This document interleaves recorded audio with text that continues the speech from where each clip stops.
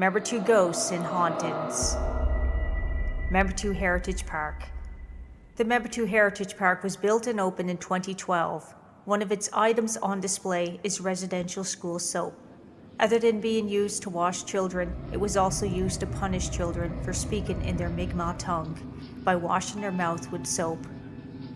Workers at the Heritage Park have experienced strange occurrences since this soap arrived. Reservoir drownings. If you were to walk further behind the Heritage Park into the woods area, you will locate the reservoir. Back in the days, it was the most popular swimming spot in Membertou. Around 1940s to the 70s, kids would have swim races from one side of the reservoir to the other, but unfortunately, 2 boys lost their lives while swimming in the reservoir. There is few elders to claim this happened in the community. Some people even blamed others for not saving the boys' lives. Some people claim to spot a little boy running in the woods, but not coming back out. Another woman who works in Membertou claims to have spotted a boy crouched in a ball, crying inside the Membertou Trading Convention Center. She tried to call security to look for him, only to find nothing. Lost burials. Down where the old St. Anthony Daniel School was located are 2 deceased community member graves buried behind the school. No markers or stones were placed over their graves. Also on the outskirts of the graveyard located in the area are a number of Membertou residents' gravestones that are now fallen from the hillside of the cemetery. Even bones may be found if you wander around long enough down the hill. A memorial plaque has been placed in the cemetery to recognize the lost burials of deceased Membertou residents. The Hampton was opened in 2012. Before the renovation of the buildings, the body of a young girl in a whitish dress was discovered behind the Hampton. It is believed she was murdered.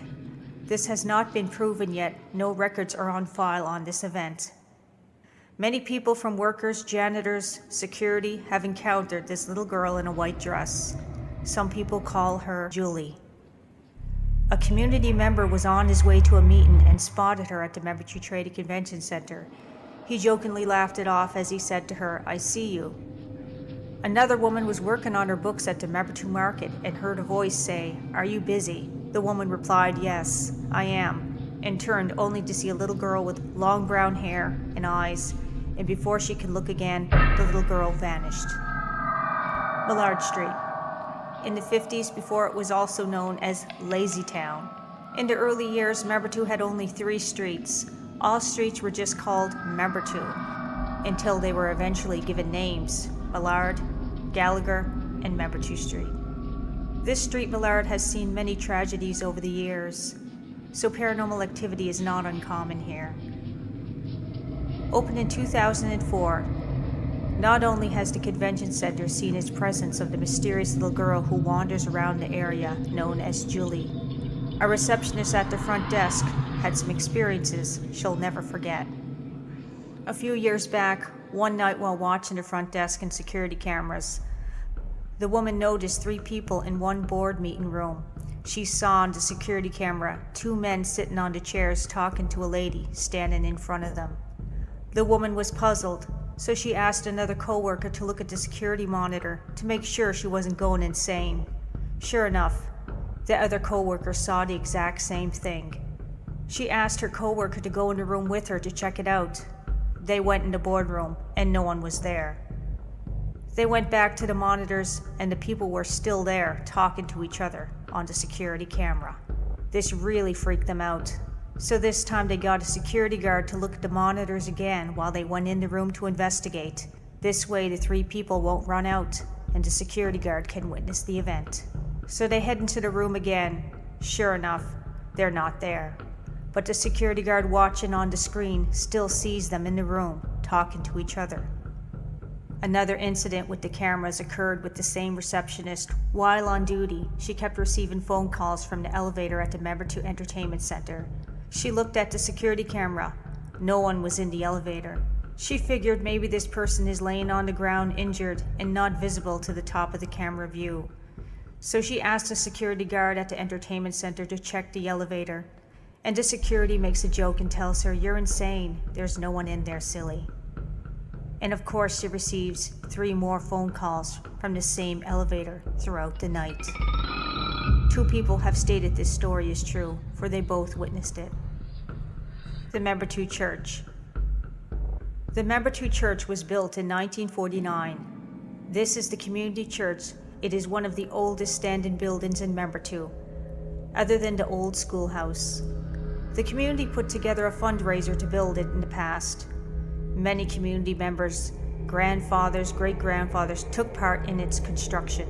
As you may know, Chief Membertou was the first Mi'kmaq to be baptized into the Catholic Church back in 1611. During the 1940s and maybe before then, many people, not as many now, came here to pray, but also to do the Stations of the Cross. But the church was not always open, so they would walk around the church and do the Stations of the Cross from outside. Back in about the 1940s, a mother and her son, who was about 10 years old, who was an altar boy, he and his mom were saying their prayers, doing the Stations of the Cross outside the church. The mother's wish was for their daughter to come back from the big city. The mother was worried about her daughter being away.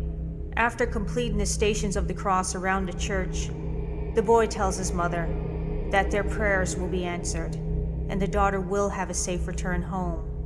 Going about their day, the youngest boy takes off to go swimming in the local reservoir in Membertou, and that is where he drowned that very same day. Many people in the community were mad about his death, puzzled why couldn't anyone save him.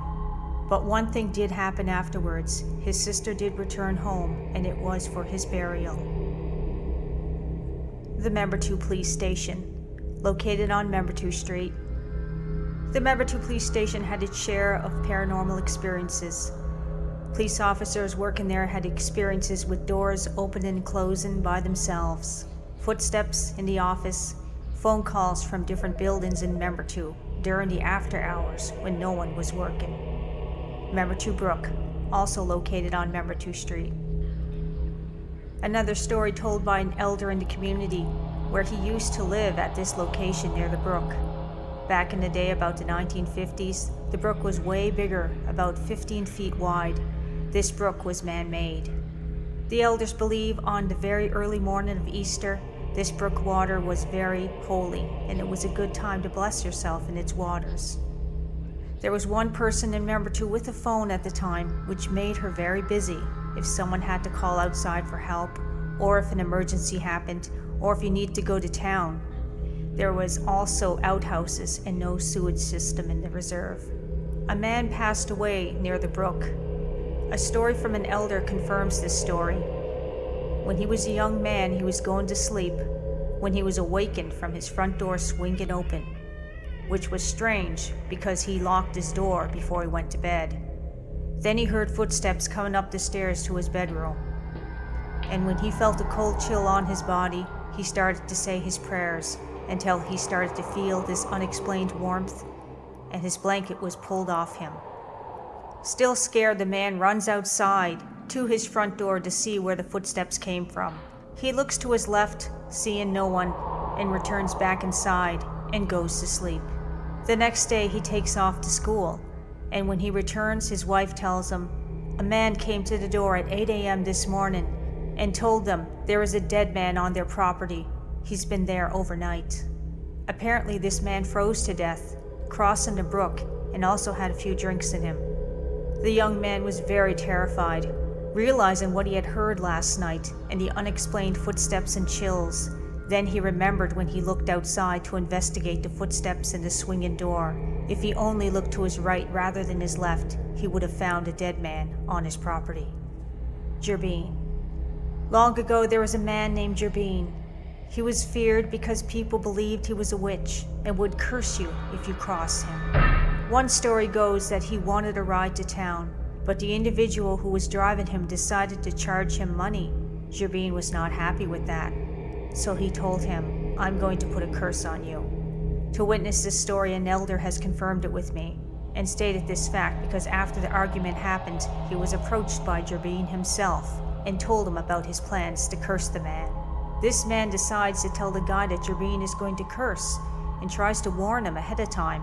The man's response is, I'm Catholic, I go to church, I pray every day, he can't curse me. About a few weeks later, the man gets in a terrible accident. It didn't kill him, but completely demolished his car.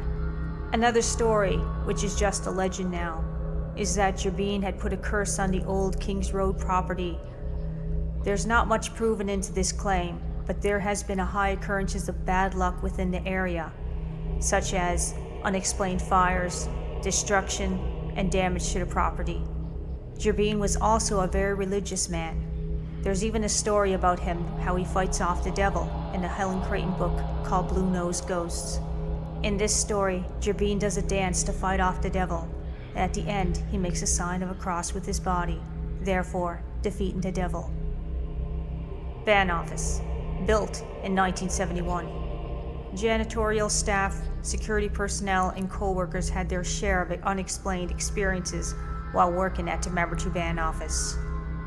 Many experiences also claimed from janitorial staff hearing doors slammed by themselves, toilets flushed by themselves, and this is during the after hours when the building is empty. Another person tells about her experience seeing a hat man follow her co-worker around the office. A tall First Nations man, long black trench coat, and a black hat and cowboy boots. She figured it was her co-worker's client, so she jokingly asked, "Who's your friend?" He was completely alone, and there was no sight of the man. One Membertou worker even claimed to have seen his shadow on the wall. When he tried to wave at the shadow, it didn't wave back. This scared him enough to lock up and leave the building right away. Membertou Gym. It served for many purposes before the Membertou Trade Convention Center and other new buildings. It was used for sports, conferences, workshops, powwows, kids' events, and many times over the years a banquet for after-funeral services, including Salite. Salite is a Mi'kmaq custom. For the Mi'kmaq, when a person dies, the community will chip in items to help the family who lost their loved one. Today, it's done by throwing in an auction around the reserve, collecting items, and they would raise money, and this will be enough to pay for the family's burial cost and special needs. Some believe many of those spirits remain there today and follow the funeral ceremony still in a residual past. Some people who work in the back kitchen in the senior center section of the gym could hear children's laughter in the gym, only to investigate and find nothing, and upon returning, having all their cupboards and doors opened and the kitchen messed up just after they cleaned. Upstairs room, many people have witnessed the light going on and off by itself when no one's in the building. Long ago, a community member used to store his Christmas decorations in the top room above the gym, where the window is visible. He has passed away over the years. Still now and then, Membertou residents will witness the Christmas lights lit up above the gymnasium when no one's in the building. Wallace Bernard Daycare Center. Opened in 1989. The daycare center had many unusual experiences, many with a mysterious little girl named Julie. Daycare workers in the past reported kids talking to an imaginary girl named Julie. Toys go off the shelf by themselves. Two workers experienced a cupboard shaking by itself. It scared them. One worker was watching the kids and she spotted a blocked off kitchen area. A girl was standing in there, even though there's a gate that no one can cross over, especially a little girl. The little girl was in a parka with a furry hood over her head, just standing like a statue, saying nothing at all. She yelled to the little girl finally, said, "What are you doing in there? You're not allowed in that area." She went over to investigate. The little girl disappeared before her eyes. The old schoolhouse. Built between 1923 and 1925. It had many uses over the years to a schoolhouse for the First Nations kids back in the day. This school later served as a daycare, security center, storage, environmental services, and a radio station. About 60 years ago, a murder took place in the same area. Some believe this ghost haunts that building, and others believe it's Mrs. Gallagher. Mrs. Gallagher was a nun who ran the school back in the early years, when it was first opened as a school. There are many other tales told by elders even to this day about a ghost named Ami Amaju. This was the name of the older woman that lived here long ago. She had a rocking chair up in the stairs, in the top room. Kids believe they can call her spirit out if you walked around the building 3 times and knock on the door. Her ghost will welcome you at the door. Of course, no one stuck around long enough to find out. Many people who worked here witnessed bangs around the building, rocking chair noises upstairs, someone with heavy boots walking around, and a black shadow that moves by itself.